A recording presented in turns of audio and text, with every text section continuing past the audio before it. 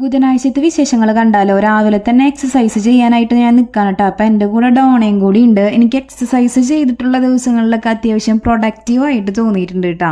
ആ ദിവസം എന്തൊക്കെയോ ചെയ്തു എന്നൊരു ഫീലിംഗ് എനിക്ക് ഉണ്ടാവാറുണ്ട്. അങ്ങനെ കോളേജിലേക്ക് നടന്ന് എത്തി. ഫസ്റ്റ് പീരീഡ് സ്റ്റാർട്ട് ചെയ്യായിരുന്നു. അങ്ങനെ ക്ലാസ്സൊക്കെ ഇങ്ങനെ നടന്നുകൊണ്ടിരിക്കുകയാണ്. ഞങ്ങളുടെ തൊട്ടപ്പുറത്തുള്ള model boys school NSS coordinate ചെയ്തിട്ട് ബ്ലഡ് ഡൊണേഷൻ ക്യാമ്പൊക്കെ നടത്തുന്നുണ്ട് കേട്ടോ. അപ്പോൾ കുറച്ച് പിള്ളേരൊക്കെ ബ്ലഡൊക്കെ കൊടുക്കാനായിട്ട് പോയി.